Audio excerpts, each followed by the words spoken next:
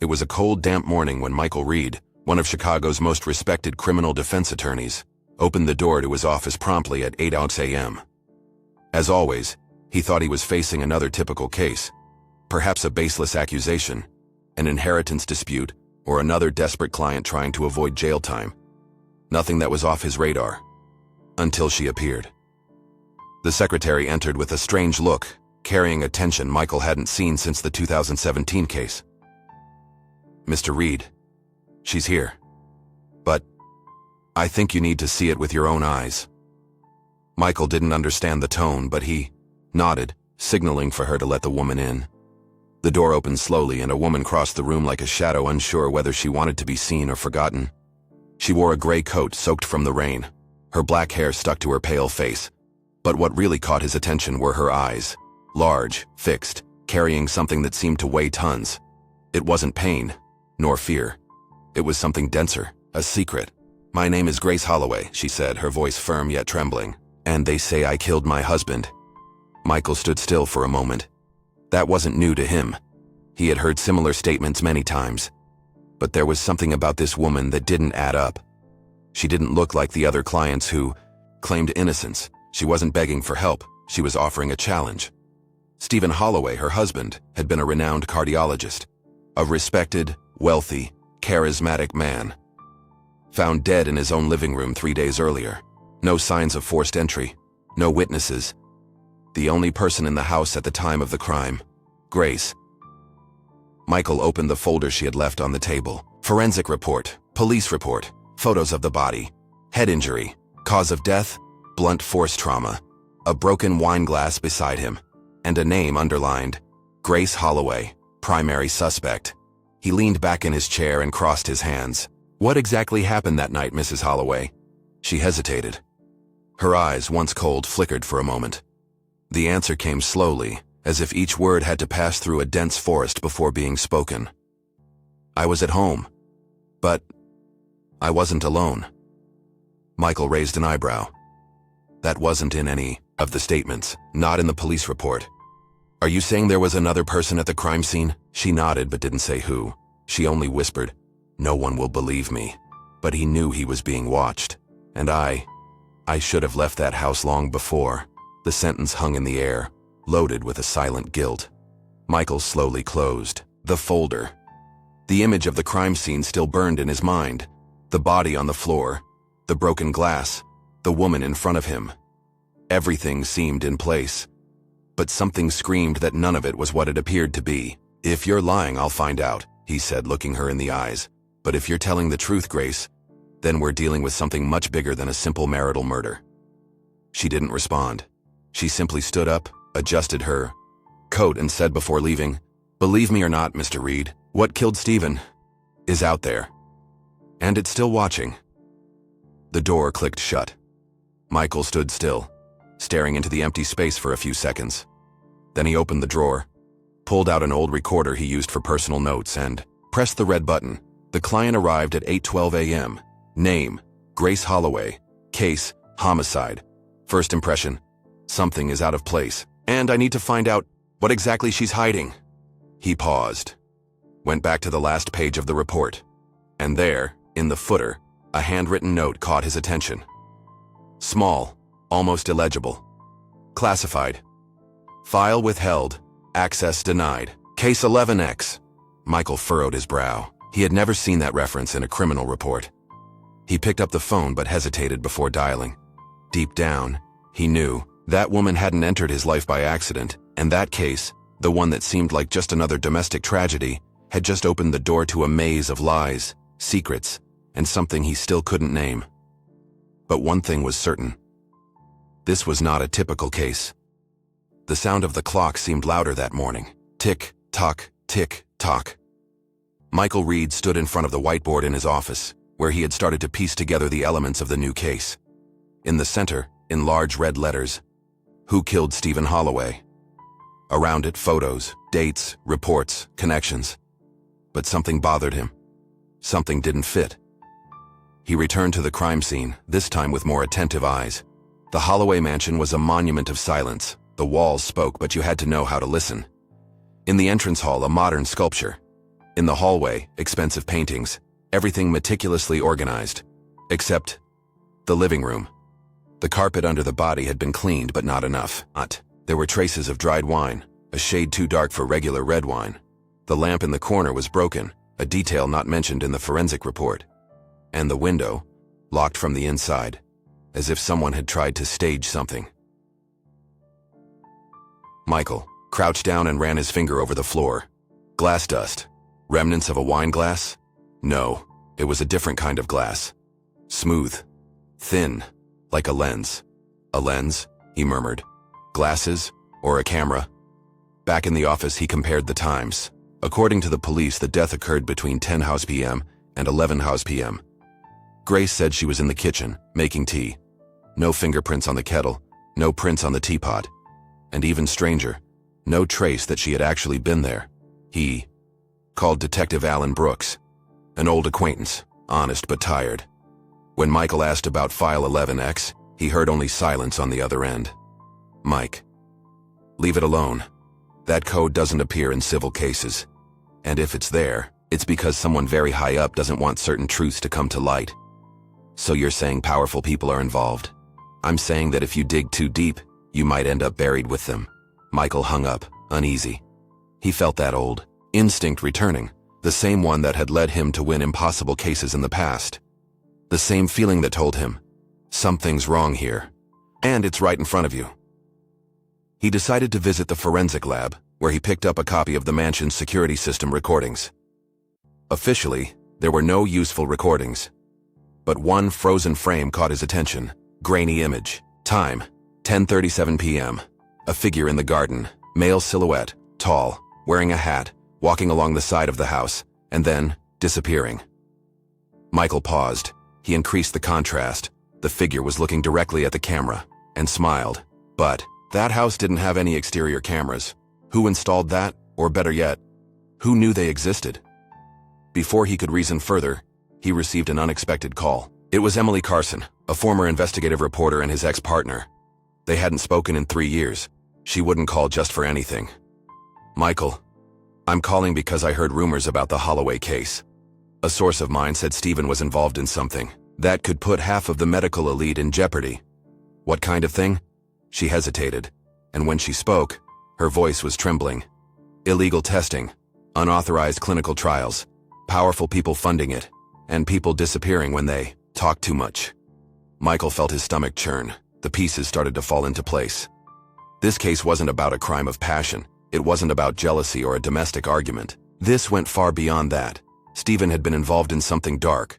And Grace, she could be either the key or the perfect distraction. But before he could ask more questions, he heard the sound of glass breaking at the office window. Something was thrown. Michael ran and found a crumpled envelope on the floor. No return address. Inside, a single photo. It was Stephen Holloway. Alive. Standing. And next to him, Grace. But the most shocking part?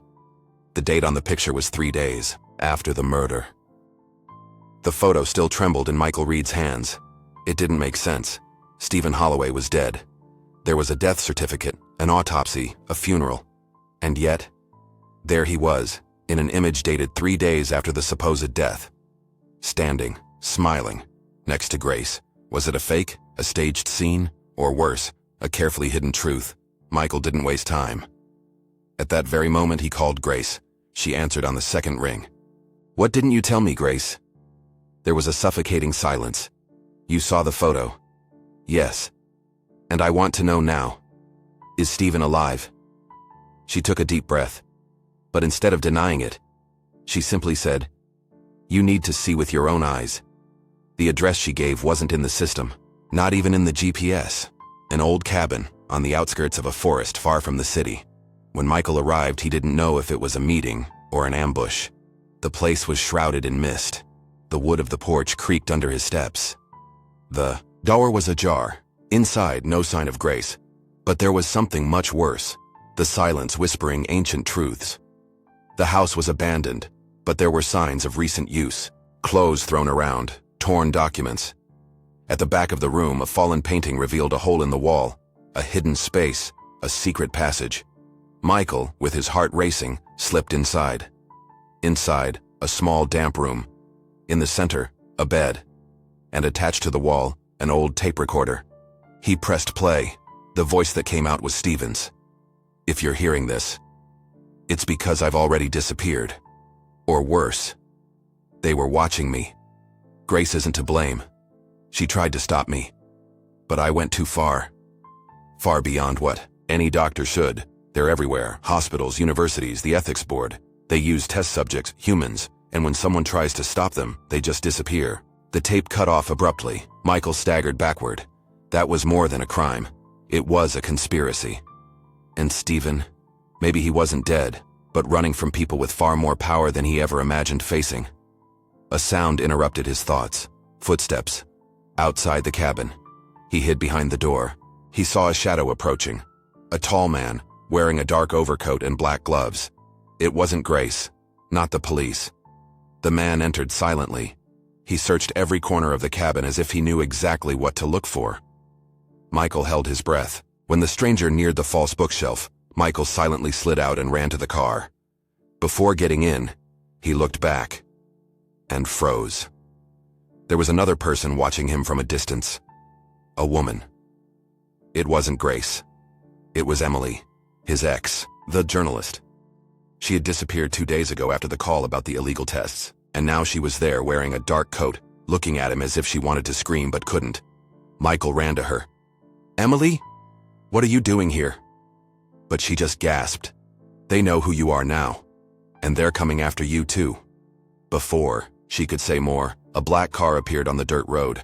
Fast, too fast. "Run, Michael." He grabbed her and the two ran through the woods, branches cutting their skin, the wind howling. When they looked back, the headlights chasing them, they heard the sound that no one ever wants to hear in an empty forest. A gunshot. Emily fell. Michael screamed. And there, with her in his arms, he felt something strange in her coat pocket. A flash drive. On it, written in red ink. "If something happens to me, show this to the world. Trust only Grace." But the biggest revelation was yet to come. The moment he looked at the flash drive more closely, he noticed an almost invisible detail. It was the same model used by Stephen at the last medical conference, 2 days after the official death. Michael drove in silence, his hands trembling on the steering wheel. His face was smeared with dirt, leaves stuck in his hair. Emily had been taken, or killed. He didn't have time to find out. The forest had swallowed the sounds, and the black car had disappeared like a ghost in the night. But in his pocket, the flash drive. He connected it to the laptop still inside the car, parked at a 24-hour gas station under the cold light of the street lamps. The main folder contained videos, documents, reports, all encrypted, except for one file. Patient 0. Confession. Michael clicked. The video started with a shaky camera, positioned in a sterile room, like a hospital. A man handcuffed to a stretcher, deep-set eyes, yellowed skin, a white uniform stained. He spoke softly, but each word cut like a knife. "They promised me a cure. They said it was just a test. But after I started reacting, the nightmares began. The others started to disappear one by one. The doctor, Grace. She tried to help us. But when she saw what was happening, it was too late. Stephen knew. He knew everything." Michael paused. That was more than a crime. It was a systematic cover-up of something medical, experimental, deadly. He needed answers. Real answers. And there was one place where it all began. The old Westridge Hospital, closed for years after reports were buried under lack of funds. He drove there. The building was a forgotten concrete colossus, surrounded by broken fences and windows covered with boards. The wind whistled through the trees. Each step echoed. Inside, the hospital seemed suspended in time. Abandoned stretchers, torn patient files, emergency lights flickering for no reason. A map on the wall showed East Wing, Psychiatry, North Wing, Clinical Trials. Michael followed the hallway of the North Wing. He stepped on something, and tag with the name G. Holloway. Grace. There, in room 214, he found a locked cabinet. He forced it open, breaking it. Inside, boxes. Among them, a blue coat hanging, and then he heard footsteps. Quick, precise. Someone was approaching. Michael hid behind the door. The shadow formed. When the man entered, Michael recognized him instantly. It was the same figure from the security camera video. The man in the blue coat. But now, he wasn't just a shadow. He was real. And in his hand was the gun. Michael jumped from behind the door, fighting for seconds that felt like eternity. The gun fell. The man tried to recover it, but Michael was faster. When he finally pinned him against the wall, he shouted, "Who are you?" "Who sent you?" The man laughed with a cold tone. "You're asking too many questions, lawyer." Michael pressed the gun against his chest. "Speak now, or I swear I'll—" But he was interrupted by a whisper. "I am Stephen's brother." Shock. Michael slightly loosened his grip. "What?" Stephen faked his own death. He found out he was going to be sacrificed by the same people who hired him. The program went out of control. He had to disappear. Grace helped, but then she regretted it. "And you? Why are you armed, following and killing people?" The man swallowed hard. For the first time, the anger left his eyes. "Because now, even I want to find him. He's no longer my brother. He's something else." Michael felt a chill run down his spine. The files, the experiments, the disappearances. And now the most absurd idea. Stephen wasn't hiding. He was transforming. And that's when the siren went off, out of nowhere. The hospital, which had been dead for years, turned on the emergency lights. The security doors started to close automatically. A metallic voice echoed, "Infiltration detected. Containment zone activated." Michael looked around in shock, and when he turned to the man, he had disappeared, leaving only the blue coat hanging on the stretcher and a magnetic card on the floor. Access card, Stephen Holloway. Classification, level 7. Michael ran through the hospital corridors, the magnetic card still warm in his sweaty hand. Behind him, the metallic sound of the doors closing automatically created an almost suffocating rhythm of urgency. The siren wouldn't stop. The hospital felt like a living organism, reacting to his presence, almost as if he wasn't intruding, but being hunted. He reached a gray door with a digital access panel. Above it, a dusty sign, Wing 7, restricted. He swiped the card. Nothing. Tried again. A beep. The light turned green. The door opened with a sharp click. What he saw wasn't what he expected.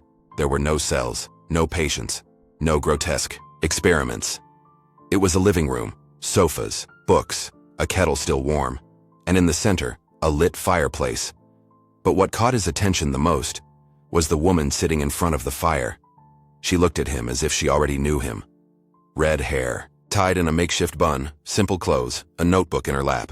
"It took you long enough to get here, Michael Carter." He froze. "How do you know my name?" She smiled faintly with a tired but sharp look. "Because I'm the one who dropped the flash drive in your car. I thought you'd be smart enough not to ignore it." Michael approached slowly. "Who are you?" She closed the notebook and spoke bluntly. "My name is Claire Benson. I was Dr. Grace Holloway's best friend. I worked with her during the first few months of Project Ether." Michael sat down slowly. His head was spinning. He had more questions than answers. But finally, someone seemed willing to talk. Grace knew they were using the patients as guinea pigs, but she only understood the gravity of it when Stephen started to show mutations. He was brilliant, but something in his body reacted differently. Michael murmured, "Mutations." Claire nodded, serious. Project Ether was supposed to be a universal cure, accelerated antibodies, gene therapy on a large scale. But the human body doesn't accept that kind of power without a price, and Stephen was the first one who didn't die. Michael ran his hands over his face, trying to process. "Why are you hiding here?" Claire took a deep breath. Then she said, "Because I have the keys to the files the world tried to bury, to the truth about Stephen and Grace." Michael froze. "What's so important about these files?" She stared at him and replied, "Because if the truth comes to light, it's not just the name of a laboratory that will be destroyed, it's the name of your client, Emily Monroe." Michael stood up as if he had been punched. "What do you mean?" "Emily is a victim in all of this." Claire stood up too, but her tone was firm. "Emily Monroe isn't who you think. Her real name is Emily Holloway, Stephen's sister, and a former researcher in Project Ether." Michael went silent. She infiltrated her own trial, pretended to be a frightened wife, but she is hunting her brother, because if he falls, she falls with him. Claire handed over a sealed envelope. "Here are the files that prove everything. But if you open it, there's no going back. You'll be in the middle of it. And if you make the wrong choice, you'll be the next to disappear." Michael took the envelope. His hands were trembling, but before he could ask anything, the alarm stopped. Complete silence. Claire's eyes widened. "This is not good." Bang! A shot went through the glass of the room. Michael threw himself to the floor. Claire screamed, "They found us!" Outside, silhouettes were approaching through the windows. Michael ran to Claire, pulling her forcefully. "You said you had a secret exit." She pulled a bookshelf with force. Behind it, a narrow metal door. "It leads to the forest. But run, Michael, because now you're in the center of the hunt." They disappeared through the door as the first steps echoed in the room. And in the background, someone walked slowly. Stephen Holloway. With a calm smile, he looked at the still burning fire and murmured, "Finally, the lawyer has arrived at the real game." The silence of the forest was broken only by the hurried sound of branches being trampled. Michael and Claire ran without looking back. The early morning chill cut through their skin, but what was chasing them was much colder than the air. The truth. After nearly an hour of walking, they arrived at a cabin hidden among tall pines. Claire entered a code on the digital lock of the door and they went inside. Inside, there were boxes, folders, and a single laptop with its own generator. It was the bunker of someone who lives among secrets. Michael still held the sealed envelope, but he didn't have the courage to open it. Every passing second made the question weigh heavier. Who, in the end, could he trust? Claire poured him a mug of hot coffee. "You need to see this before they decide to silence you too." Michael took a deep breath and broke the seal on the envelope. Inside, there was a handwritten letter in blue ink with firm, scrawled handwriting. "If you're reading this, it's because the project has spiraled out of control. Stephen is no longer my brother. He has become something dangerous. Emily wants to stop him, but I know she is hiding secrets too. If Michael Carter is with you, show this to him. He is the only one who can turn the tide. Because he is the only one who still believes in the truth.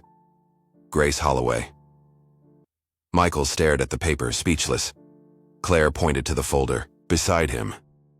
"But before you draw any conclusions, there's one more piece to this puzzle. A witness who is about to change everything. And she lies." 2 days later, already in Los Angeles, Michael sat in the courtroom. The case was about to resume. Emily, cold and composed, kept her eyes lowered. But he knew there was more to that woman than any jury could see. Then the judge announced, "We will now call the next witness, Dr. Richard Lawson." Michael froze. Lawson was the former director of Project Ether. Officially, he had died in a lab accident 4 years ago. But there he was, alive.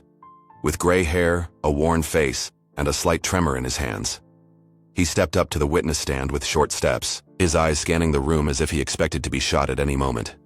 The prosecutor approached. "Dr. Lawson, do you confirm that you worked with Stephen Holloway in the development of Project Ether?" Lawson cleared his throat. "Yes, but I was forced. Most of us were." "And Emily Monroe? What was her role?" Michael waited for the answer. The entire court waited. Lawson hesitated. Then he said, "Emily was a victim. She was never directly involved. She was removed when she started raising suspicions." Michael leaned forward. That didn't match what Claire had revealed, and it certainly didn't match the files in the folder. Then he did something impulsive. "Your Honor, I request permission to cross-examine the witness directly." The judge raised an eyebrow. "You are not the prosecutor, Mr. Carter." "I know, Your Honor, but I have evidence that contradicts this testimony, and I believe the court deserves to know." Murmurs spread throughout the room. The judge hesitated, and then nodded. Michael stood up. "Dr. Lawson, do you recognize this document?" He handed over a copy of the original Project Ether transcript, signed pages, data, records, and there, among the main names, Emily Holloway, Assistant Research Director. Lawson looked at it. Silence. Michael went straight to the point. "Why did you lie?" Lawson trembled. Then, with a look of desperation, he blurted out, "Because if I told the truth, they'd kill me." The room exploded in screams. The judge banged the gavel. The officers approached, and Emily didn't move. She just stared at Michael with eyes that knew the game was changing. "Who are they, Doctor?" Michael insisted. Lawson screamed. "Holloway Corp is not finished. They still control everything. Even you, Mr. Carter, are more involved than you think." Michael stepped back, confused. Lawson was forcibly removed, shouting, "She knows everything. The woman you're protecting is lying. She's worse than Stephen ever was." Michael looked at Emily. She was now staring at him. No blinking, no guilt, no fear. At the end of that day, Michael received an anonymous message on his phone. No sender, no text, just a photo, his sister, Rachel, gagged, eyes wide open, and a phrase written on the background wall, "Back off, or she'll be next." Michael felt the world crumble. He was no longer just a lawyer seeking the truth. Now, it was personal. The night was darker than usual, as if the sky itself had decided to hide any trace of hope. Michael drove down a deserted road, the headlights cutting through the darkness with difficulty. In the passenger seat, Claire held a USB drive like it was a weapon. "What's on it?" he asked. "The tapes, the originals, the ones Holloway Corp buried, along with anyone who knew too much." Michael swallowed hard. This could change everything, but it could also destroy lives, including his own. They arrived at an abandoned warehouse on the outskirts of Nevada. It was the kind of place no one goes, and anyone who does, doesn't return. But it was here that Claire had stored what she called the final evidence, a safe hidden beneath the false floor. Inside, 3 old cassette tapes with dates scribbled in pen, 03/04/2014, 09/18/2016, and 12/31/2018. Claire powered on the portable recorder. Michael held his breath. The first tape started, a static noise, and then a voice, male, tense, familiar, test number 23, patient, Rachel Carter, condition, stable, serum response, positive. Michael staggered backward. His blood ran cold. His sister, Rachel. Claire paused the recorder. "They never told you, did they?" "What?" Michael could barely speak. Claire slowly let it out. "Your sister didn't disappear like she was taken. She was the first successful experiment of Project Ether." Michael felt the ground disappear beneath him. It was as if all the years of searching, guilt and silence, suddenly made sense. He had thought Rachel had run away or worse. But the truth was much darker. They had transformed her. She started. The second tape. Patient Rachel showed above-average brain response, reduced learning time, cognitive abilities altered. But there are side effects, visions, violence, memory lapses. Michael trembled, each word cut like a knife. Holloway Corp hadn't just stolen his sister. They had used her as a guinea pig for a secret genetic manipulation and mind control project. The third tape. Claire hesitated. "This is the one that changes everything." Michael nodded. "Play." This time the voice was female, cold, calculating, ending Rachel's cycle. "She has become unstable. We need to terminate her before she compromises everything." Michael recognized that voice immediately. Emily, she had lied. From the very first day, in court, in their first meeting, even in her tears. "This woman, she's been pretending the whole time." Claire nodded. "And do you know what's worse? Holloway Corp doesn't want to hide the tapes anymore. They want to use them, make them public, turn it into military technology. The plan is bigger than anyone imagines. Rachel was just the beginning." Michael stood up. He grabbed the tapes, the USB drive, stuffed them into a bag. He looked Claire in the eye. "Where is she?" Claire took a deep breath. "There's a secret facility in the Mojave Desert. If Rachel is still alive, it's there." Michael was already heading out when Claire said, "There's one last thing you need to know." He stopped. "Rachel is no longer just your sister." Michael turned around, confused. Claire continued, "She's the code. She's the key. What they implanted in her is what activates everything. If Holloway can control Rachel, they control any mind on the planet." Michael stared at the dark horizon. The red lights of the desert flickered in the distance.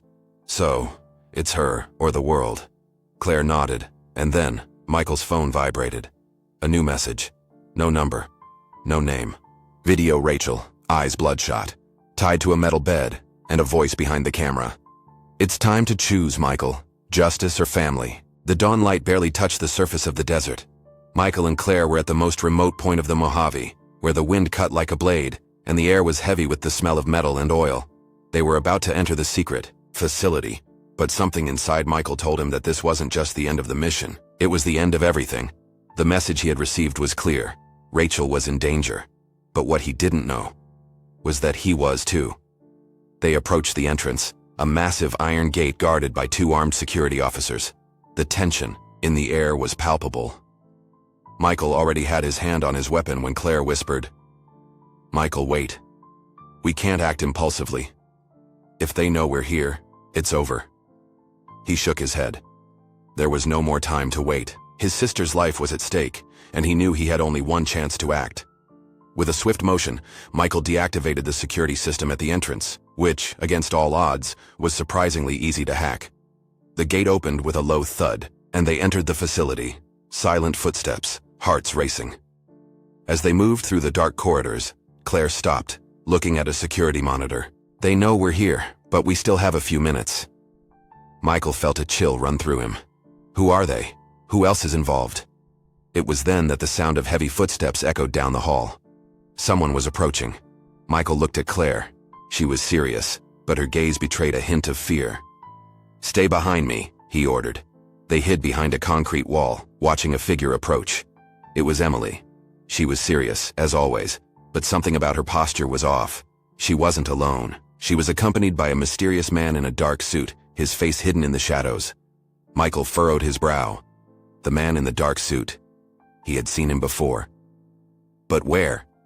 It was then that Emily's voice cut through the silence. "She's ready. Mr. Blackwell, the transfer will be completed in 10 minutes. The protocol will be activated." Michael couldn't believe what he was hearing. She was talking about Rachel. And then, everything made sense. The man in the suit.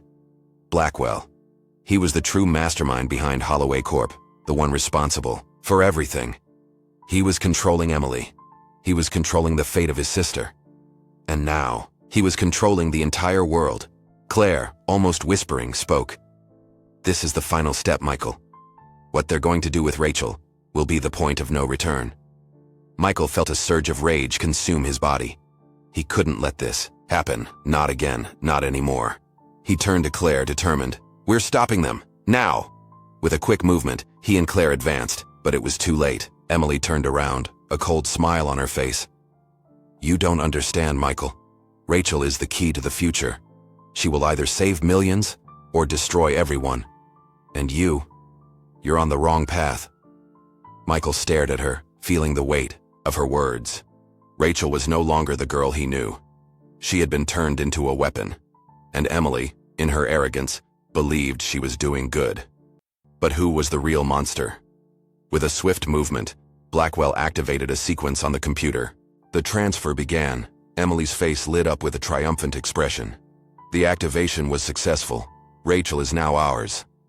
Michael looked at Claire, whose expression was one of pain. She knew what was about to happen. She knew that the only way to stop this was to make a difficult choice. And it was at that moment that the big revelation occurred. Claire wasn't there to help Michael. She was part of the project, part of the plan. She had been infiltrated to bring Michael to this point. She had been working for Blackwell all along. "You were never the hero, Michael. You were never the savior. You're just a piece on the board," Claire whispered, her eyes filled with regret. Michael froze. The woman he trusted was on the side of those he was fighting. Everything was in ruins. The only thing left was to save Rachel, or destroy her. The transfer was complete. The facility was in chaos. Alarms blared. And then, the final choice was made. Rachel stood, her eyes now glowing with a cold, artificial light, Blackwell's absolute control over her. She looked at Michael, and for a brief moment, he saw the ghost of the sister he knew. But her gaze wasn't the same. It was the gaze of someone lost. It was the gaze of someone who could never go home again. Before he could react, Rachel took a step forward. And then, without further warning, she activated the security system, locking all the exits. Michael screamed, "Rachel, please, don't do this!" But she didn't respond, and the last sound he heard before the facility collapsed was the sound of a door closing. Forever. If you've made it this far, you know what's at stake. What would you do if you were in Michael's shoes? Save your sister or destroy everything? Drop a comment below and share your theory with everyone. don't let the mystery end here. If you are shocked, surprised, or craving more, hit that like button now and subscribe to the channel so you won't miss any new episodes. Michael and Rachel's journey isn't over, and the next chapter is going to blow your mind. But before you leave, you know what to do. Share this video with your friends, family, or even that friend who'll get obsessed with this story. The truth is being revealed, and no one will believe what happens next. Now, get ready for what's coming. The biggest plot twist is about to hit, and you won't want to miss it. Remember, liking helps spread the mystery to more people. Commenting tells us what you're thinking and helps the community get more involved. Subscribing ensures you never miss the end of this thrilling story. Sharing is how you bring the excitement to more people and make this go viral. Stay tuned, because the truth is about to explode like a bomb. Until then, stay alert.